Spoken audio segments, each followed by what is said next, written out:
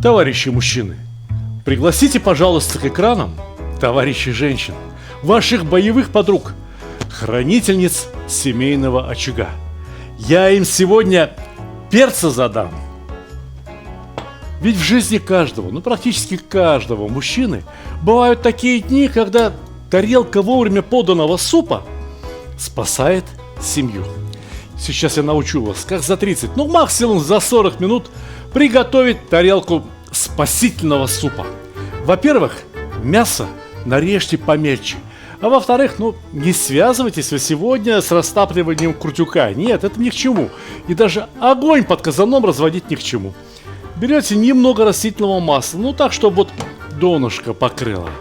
Нагреваете его как следует и пересыпаете в казан мясо. Да и мясо-то надо всего лишь навсего 300-400 грамм.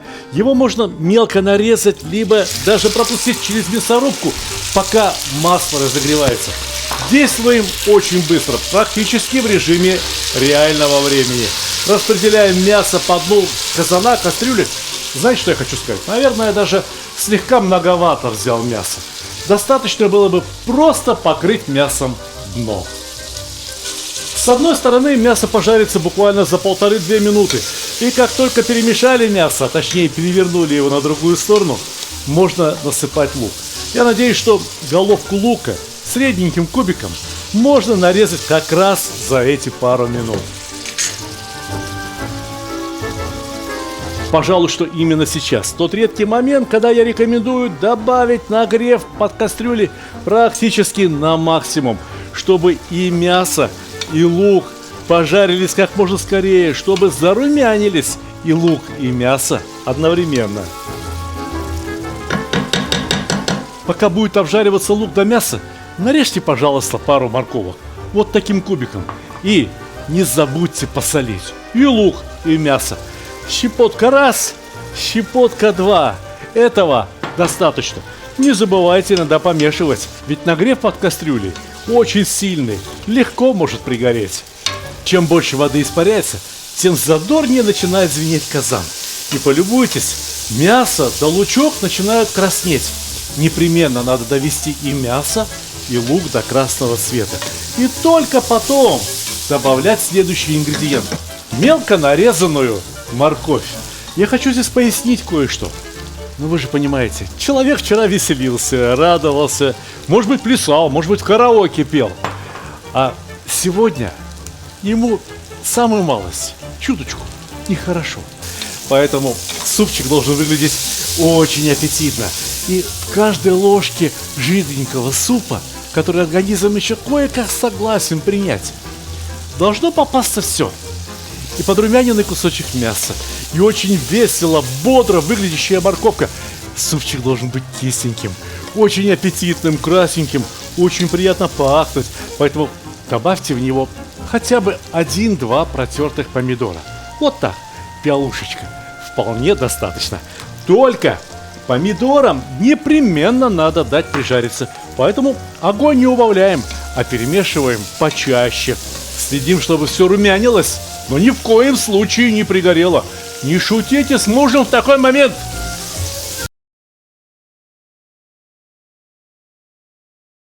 Огонь, сковородка, курица. Очень тепло, уютно, очень мило, так по-домашнему. Но иногда чего-то не хватает. Например, нам не хватает спонсоров. Это соус курицы можно добавить и потом. А о рекламе лучше позаботиться заранее. Приходите, убедитесь, мы умеем снимать вкусную рекламу. Чтобы супчик стал погуще, покраснее, покрасивее и поаппетитнее, добавьте в него сладкого красного перца. Паприка. Только вот какое дело. Как только добавили паприку, дальше сильно нагревать зажарку уже нельзя. Иначе цвет и запах паприки испортится. Паприка станет бурой, неаппетитной. Заливайте поскорее в кастрюлю воду. 2,5 литра, 3, не меньше. И опять-таки, действуем очень-очень быстро. Суп вот-вот закипит. Так сгоните жир в сторонку и попробуйте бульон. Как он вам? Должен быть и солененький, и кисленький, и, во-первых, острый. Вот насчет количества перца, пожалуйста, не удивляйтесь. Надо, чтобы у человека лоб вспотел. Возьмет себе сколько надо, пол перчика выдавит прямо в тарелочку, и будет хорошо. Дело в том, что перец разжижает кровь, заставляет сердце биться чуть-чуть почаще. Кровь заиграла, поправился человек. Но еще очень важно, чтобы подобного рода супы были густыми, крахмалистыми. Поэтому картошечка, грамм 300-400, но не больше, чем 4 клубня. И непременно мелкими кубиками. Во-первых, и сварится побыстрее. Во-вторых, и крахмала выпустит побольше. Ну а в-третьих, запоминайте пословицу: пустой мешок не стоит. Но самый главный крахмалосодержащий ингредиент сегодняшнего блюда — это рис. Не берите какой-то длиннозерный, предназначенный для плова. Нет, надо брать самый простой, круглозерный, среднезерный, какой-то мелкий.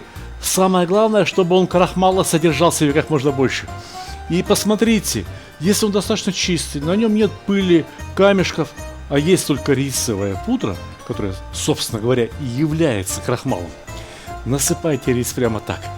Слушайте, времени нет, торопиться надо, сварится, кто заметит. 200-250 грамм. И суп превращается в лечебный, лекарственный. Вот и все. Дело сделано. Пора накрывать на стол. Каким бы тяжелым ни было утро, накрывайте стол самой красивой скатертью.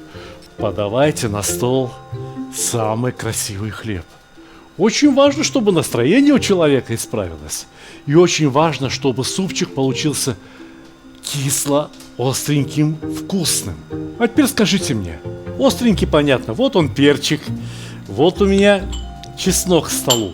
А за счет чего суп должен получиться еще и кисленьким? Здесь надо вслушаться в название этого блюда. По-старому это блюдо называется мастова. Мастова. Слово маст в таджикском, вообще в персидских языках обозначают что-то вроде кефира. Катык, йогурт, простокваша. Но здесь еще и возникает забавная игра слов. Дело в том, что слово маст обозначает человека в особом состоянии духа.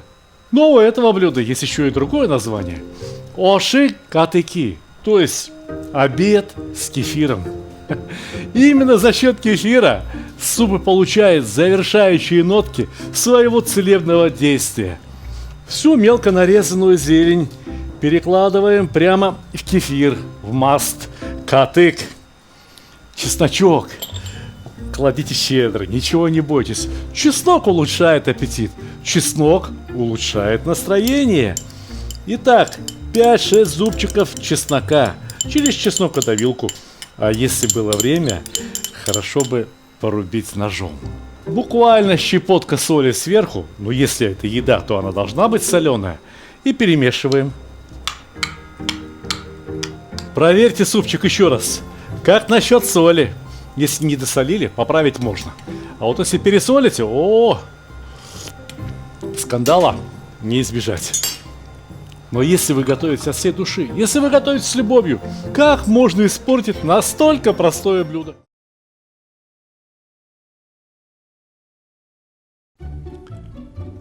Самый лучший подарок – тот, который приносит радость и удовольствие. Особенно если речь идет о мужских удовольствиях.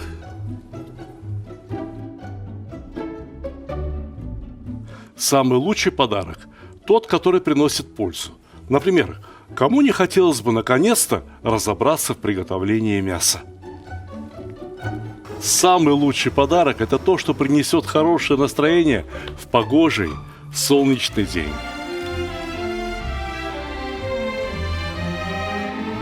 Самый лучший подарок – тот, что способен научить чему-то полезному и вкусному, ведь казан на кухне, как рояль в оркестре. Самый лучший подарок – это расширение кругозора. А вы думали, что плов это блюдо с единственно верным рецептом? А не пора ли покорить все вершины великого блюда? Самый лучший подарок – тот, что может сделать человека счастливым. Ничто не укрепляет семью так, как вкусное и доброе застолье. Отличный подарок – это книга с новыми рецептами из хорошо знакомых продуктов, к тому же приглашающая в очень вкусное путешествие в мир Востока. Самый лучший подарок, когда все самые любимые и популярные рецепты собраны в одном месте, где текст превращается в видео, а картинки оживают. Полюбуйтесь, какой красавчик. Самый лучший, самый ценный подарок – это дружба между братскими народами. Теперь вы совершенно точно можете сказать, что с татарами вы уже давно пуд соли съели. Моя самая новая и самая любимая книга рассказывает о земле и раскрывает всю душу татар. Эти книги теперь можно купить любым удобным для вас способом. С автографом в моем личном интернет-магазине, либо с быстрой доставкой через Озон, либо с большими скидками и кэшбэком в мегамаркете. Ссылки в описании к ролику, а также в верхнем комментарии. Помните, мы налили немного масла, обжарили мясо, добавили лук, добавили морковку, мелко порезанную картошку, не забыть про томат. И самое главное, не переваривайте рис ни в коем случае. Посмотрите, он сварился очень красиво, как будто бы этот рис из плова хорошего. Дело в том, что рис должен сохранить свои абсорбирующие свойства. Он должен впитать в себе не только вкус и аромат из этого супа, но еще и кое-что из организма страдальца. Ребята, не балуйтесь по пятницам слишком сильно. Конечно, в субботу дядя Сталик вас спасет. Но лучше все-таки взять приготовление мостовы в свои руки. Честно вам говорю, приготовление мостовы гораздо проще, чем приготовить плов либо какие-то другие блюда. Но удовольствие этот простенький домашний супчик, с которым любая женщина справится, приносит ой как немало. Идите сюда, будем кисленькое добавлять. Будете кушать, не перемешивайте кисленький катык и весь суп. Ложечку супа и отщипнули чайную ложечку катыка. Маста. Маст оши кадыги. Приятного аппетита! Не шалите мне там.